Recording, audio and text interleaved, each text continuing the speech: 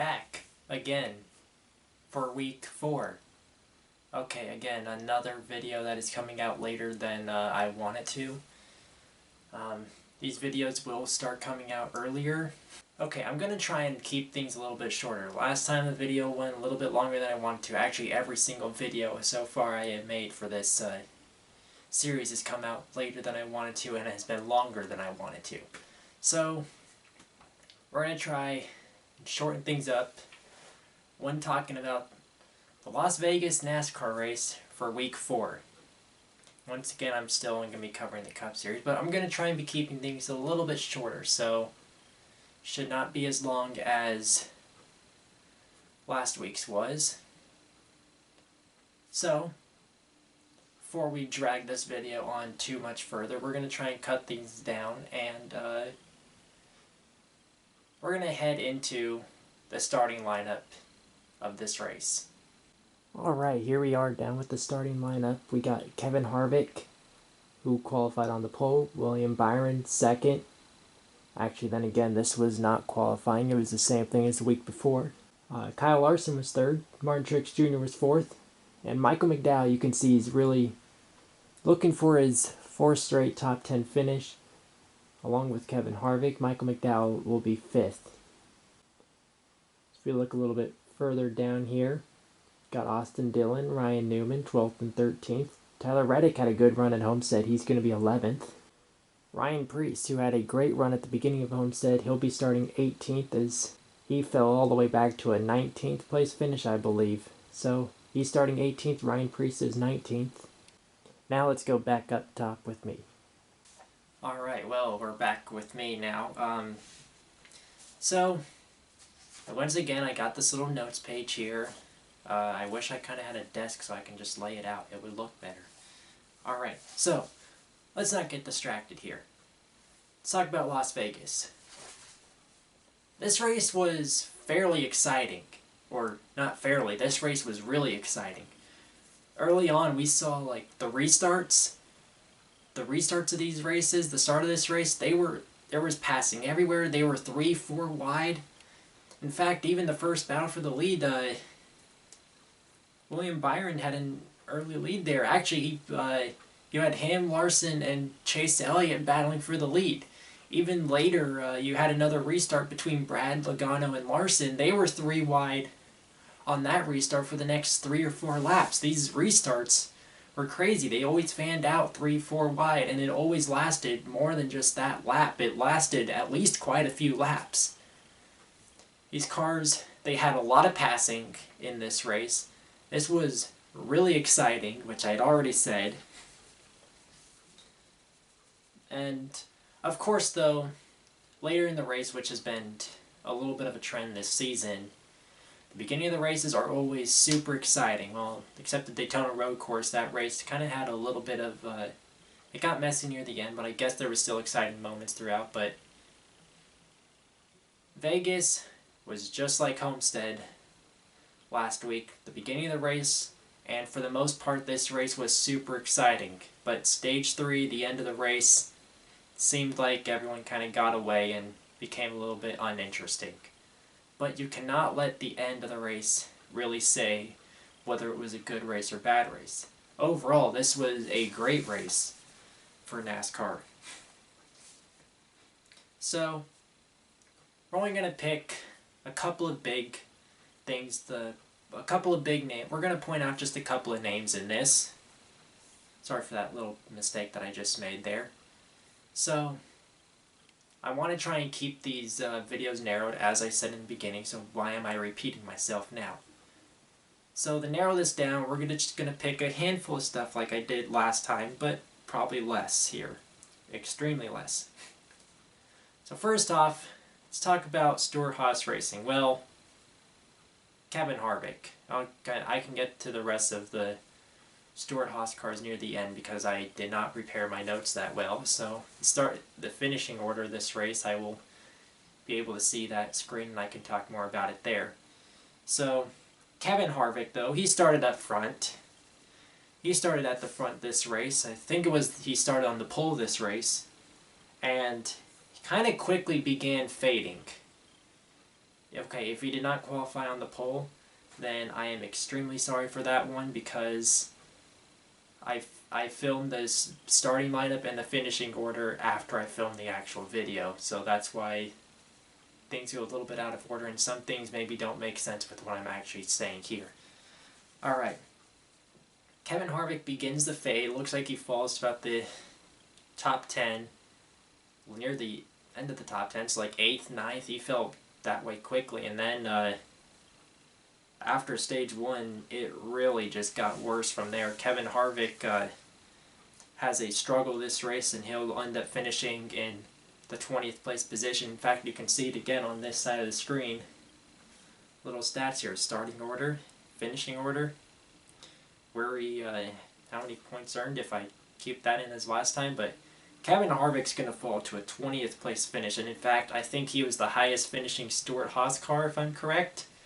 I'll have to go back and look at the finishing order eventually when I do that voiceover for it, and when I film that part. But I believe he was the highest finishing Stewart-Haas car, which is not a very good thing for Stewart-Haas. This was just a bad day overall. Next name we're going to point out here is Brad Keselowski. Keselowski, he wins stage 1, and it seemed like he had a really fast car overall this race. And in fact, even at the end of the race, he had a fast car. He'll end up finishing in 2nd to, now here's the big story of it, Kyle Larson. Kyle Larson, I really did not expect him to... Okay, Kyle Larson started up front, and okay, I was expecting a good run by Kyle Larson and Hendrick Motorsports. He was up front battling with his teammates Byron and Elliott. Now, Elliott spins later in the race, and Byron early on, after he lost the lead, he kind of started dropping to a... Well, after Byron, yeah, he lost the lead. He ends up dropping to about a 10th place car. He was a top 10 car. The start of the race, he was a top 3 car right off the bat, and you could see it clear that Byron was one of the fastest. But he starts to fade to about, becomes a top 10 car. But Kyle Larson, though, back to him, he ends up winning stage 2, and from there, just like last week at Homestead, it was just domination from there. Once he got out front, no one could catch him. He dominates and wins stage 2. Then in stage 3, he ends up winning the race. Now, this creates back-to-back wins for Hendrick Motorsports, William Byron and Kyle Larson. And I was thinking it would be Chase Elliott picking up one of the first wins for Hendrick. And in fact, I did not think Kyle Larson was going to dominate Las Vegas like he did. Won this race by about 3 seconds. So back-to-back wins for Hendrick Motorsports. Last week was William Byron at Homestead. He led 102 laps and won stage 2. Kyle Larson leads 103 laps, wins stage 2, dominates the rest of the race. So pretty much the same if you think about it.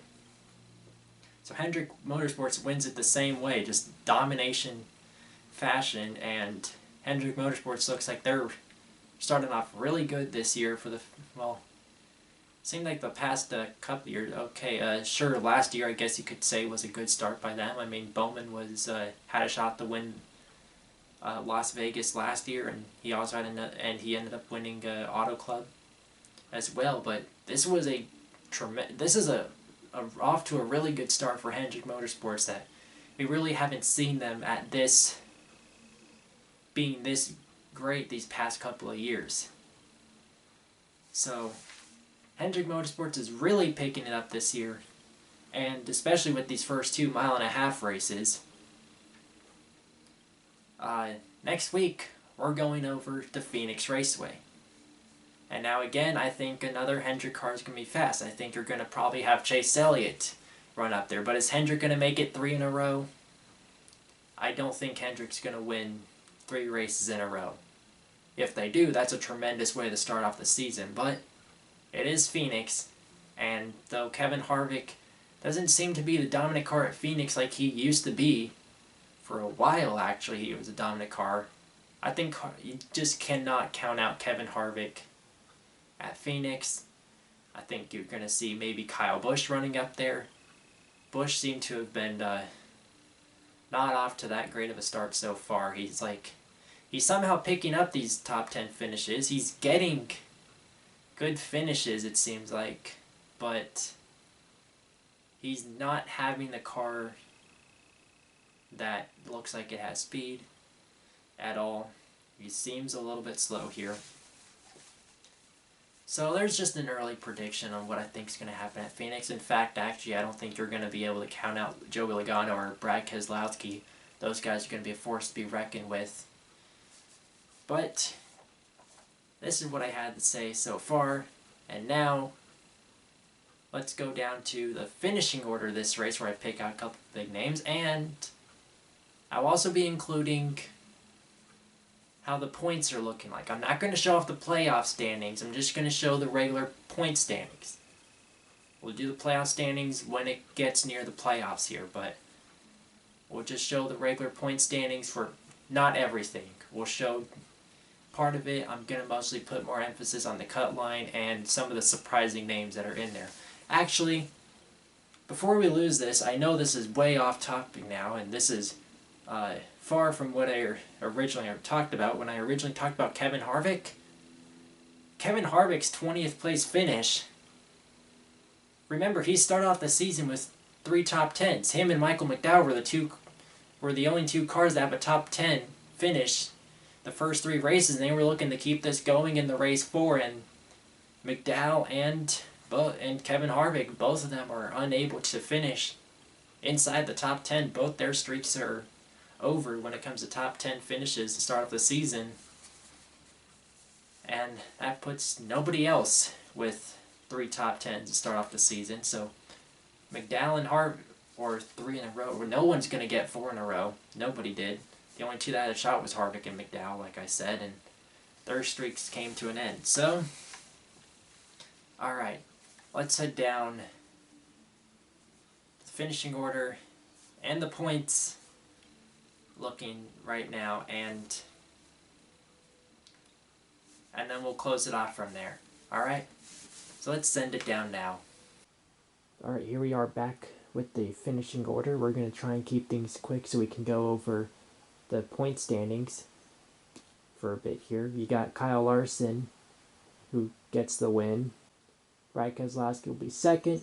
Kyle Busch finishing third. He had a good run later in the race, it seemed like. Ryan Blaney fifth. As you can see, but further back, William Byron, he's going to end up finishing 8th despite leading a good portion of the early part of the race. Chase Elliott's able to rebound from a spin, finishing 13th. Chris Buescher will be 14th. Matt DiBenedetto right here in 16th. We got to talk about him. He was running top 10 until he had a broken air gun on the final pit stops. So he was racing with a worn out, I want to say it was a left front tire. They could not change all the tires. He had a broken air gun.